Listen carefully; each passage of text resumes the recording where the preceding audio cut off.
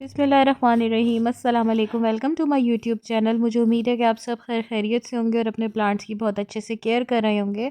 और आज हम बात करेंगे कि यूफोबिया मिली की विंटर्स में कैसे केयर करते हैं। चलें वीडियो को अब हम शुरू करते हैं। यूफोबिया मिली, जिसको हम क्राउन ऑफ थ्रोन्स कहते हैं, सबसे पहले तो ये लो मेंटेनेंस प्लांट है, यानी कि आपको इसको ज़्यादा मेंटेन रखने की ज़रूरत नहीं होती, ये अपने आप ही अच्छे से उग जाता है। दूसरी बात, ये परमानेंट प्लांट है, यानी कि एक पक्का पौधा है। और तीसरा, ये हार्डी प्लांट है। और जो भी आप बिगनर्स हैं जो गार्डनिंग करते हैं, यानी कि बिगनर्स के लिए ये एक आइडियल प्लांट होता है, क्योंकि इसको ज़्यादा केयर की ज़रूरत नहीं पड़ती। समर्स में तो ये बहुत अच्छे से चल जाता है। और आप इसे दो तरीके से उगा सकते हैं। आप इसे कटिंग से भी उगा सकते हैं और इसके पौधे लाके भी लगा सकते हैं। ये दो तरीके होते हैं इसको उगाने के लिए। साथ ही साथ इसमें pink, yellow, orange in colour के फ्लावर्स उगते हैं। अब क्या होता है कि जब सर्दियाँ आ जाती हैं तो इसकी जो केयर होती है वो हमें और भी ज़्यादा इंटेंसिव हो जाती है, यानी कि हमें इसको ज़्यादा केयर की ज़रूरत होती है। गर्मियों में तो ये सनलाइट को बर्दाश्त कर लेता है, गर्मियों में तो ये चीज़ें बर्दाश्त कर लेता है, लेकिन मसला कहाँ पर आता है जब विंटर्स आते हैं। तो विंटर्स में इसकी केयर थोड़ी डिफरेंट होती है, तो हम उसी के बारे में डिस्कस करेंगे। सबसे पहली चीज़ जो आती है वो इसकी मिट्टी आती है। आपने ये देखना है कि इसकी मिट्टी कैसी है। अगर तो इसकी मिट्टी में अच्छा ड्रेनेज नहीं है, यानी कि वेल ड्रेन सॉइल नहीं बनी हुई, तो सर्दियों में आपका ये पौधा जड़ों से ख़राब होना शुरू हो जाएगा, यानी कि जो इसका नीचे वाला हिस्सा होता है जहाँ पे थ्रोन्स होते हैं वो गलना शुरू हो जाता है।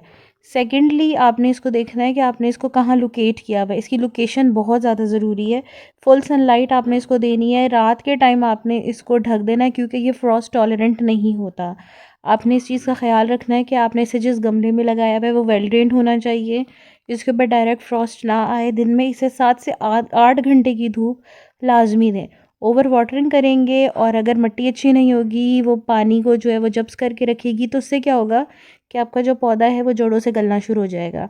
कोशिश करें कि इस पौधे को हमेशा मिट्टी के ही गमले में लगाएं, क्योंकि मिट्टी का जो गमला होता है वो वैसे ही जो पानी होता है मिट्टी से वो जब्स कर लेता है। तो अगर आप इसे मिट्टी के गमले में या मिट्टी की क्यारी में लगाएंगे तो ये चीज़ आपके फेवर में जाएगी। अगर आप इसे प्लास्टिक में लगाएंगे तो प्लास्टिक में क्या होता है कि वो पानी जब्स नहीं करता, मिट्टी गीली रहती है। तो कोशिश करें कि आप हमेशा इसको जो है वो मिट्टी के ही उसमें लगाएं, गमले में लगाएं या क्यारी में लगाएं। अब क्योंकि ये ब्लूमिंग पर आ जाता है विंटर्स में, तो आपने क्या करना है, एक तो इसे रात में ढकना है। दूसरा, आपने 15 दिन के बाद आपने सिर्फ और सिर्फ ऑर्गेनिक फर्टिलाइज़र देना है। आपने बिल्कुल भी इसको हार्ड फर्टिलाइज़र नहीं देना। गोबर की खाद और दूसरे जो हैवी फर्टिलाइज़र होते हैं वो नहीं देने हैं। इसको बिल्कुल लाइट फर्टिलाइज़र पे आपने रखना है विंटर्स में, वरना आपका पौधा ख़राब हो जाएगा। दूसरा, आप इसको इस तरीके के गमलों में लगा सकते हैं, ये भी बहुत ज़्यादा फेवरेबल होगा। मुझे उम्मीद है आपको मेरी वीडियो पसंद आई होगी। Subscribe my channel. अल्लाह हाफिज़।